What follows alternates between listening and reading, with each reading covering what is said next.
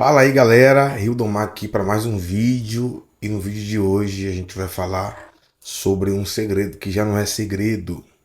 Eu sei que talvez você não ouve muito falar sobre isso ou que talvez você sabe, você esqueceu, mas ignora o tema e foca na mensagem.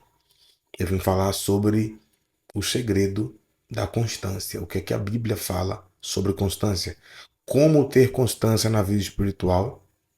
E a gente precisa começar com uma realidade que é de todo ser humano.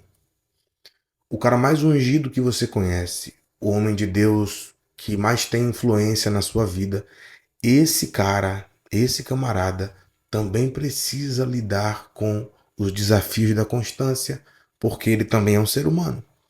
Você precisa ter isso em mente, porque isso foi crucial para mim. Eu achava que somente eu tinha problema com a constância, até o dia que eu vi um dos homens de Deus que eu sigo falando sobre isso. Perguntaram para ele numa caixinha de pergunta e ele disse o seguinte: irmão, enquanto a gente estiver nesse corpo aqui, nós teremos problema com constância. Ter problema com a constância ou com a inconstância. Eu não estou dizendo com isso que tá tudo bem você orar quando quiser ou quando der vontade ou orar um mês sim, um mês não. Não é isso que eu estou dizendo. O que eu estou dizendo é que todos nós teremos que lutar contra a inconstância. Todos nós. Todos nós. Todos os seres humanos que você conhece vão precisar lutar. Não importa o quão ungido esse cara é. E a gente precisa compreender coisas que nos roubam do lugar secreto. Coisas que sabotam a nossa vida espiritual. Primeira coisa, o primeiro inimigo da constância se chama a fraqueza da sua carne, ok?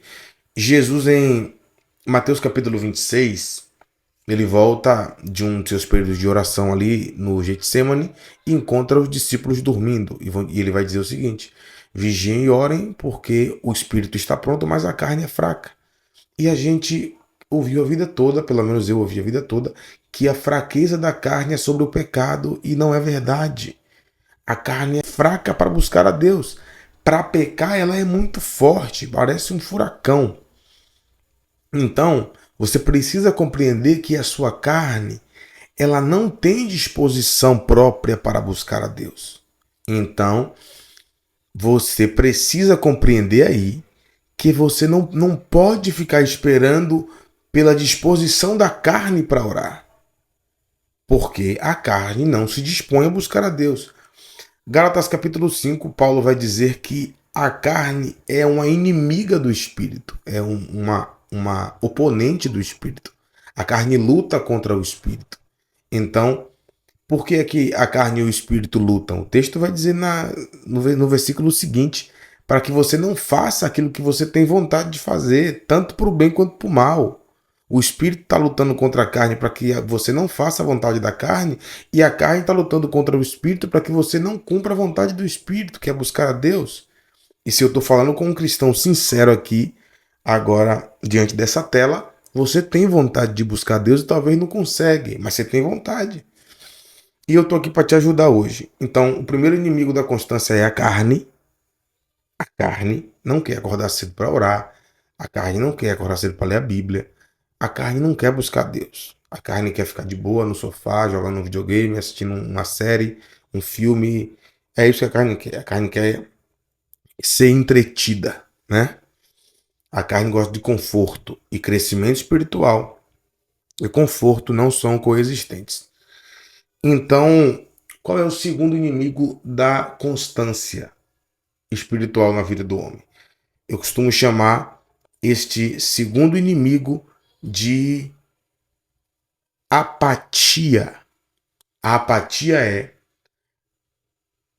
a preguiça espiritual que vem em decorrência da estabilidade na vida. Tá tudo bem, tá tudo dando certo. Na maioria das vezes, eu sei que não é com todo mundo que é desse jeito, mas na maioria das vezes, quando está tudo bem, o homem tende a se esquecer de Deus. Então é por isso que tem uma coisa que Jesus disse nos evangelhos: no mundo tereis aflições.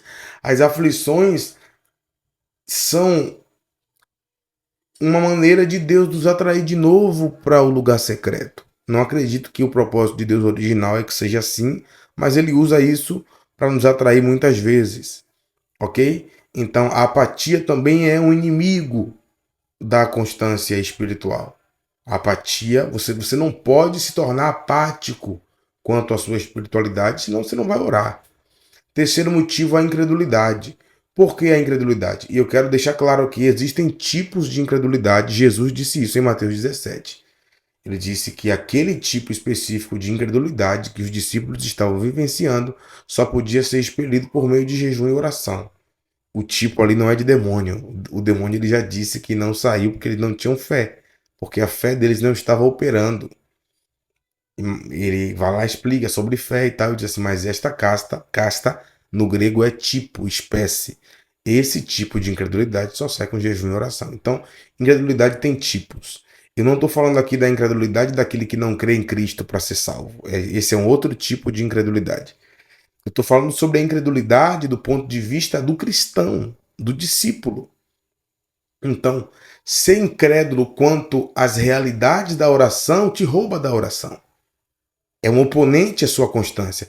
Porque se você acreditar piamente que na oração você consegue atrair a realidade do reino de Deus para a circunstância visível, você vai orar mais. Jesus disse isso. Quando você for orar, ore assim. Venha o teu reino. A palavra vem ali no grego dá o sentido de manifestação. Manifeste-se o seu reino e cumpra-se a tua vontade aqui na terra como é no céu.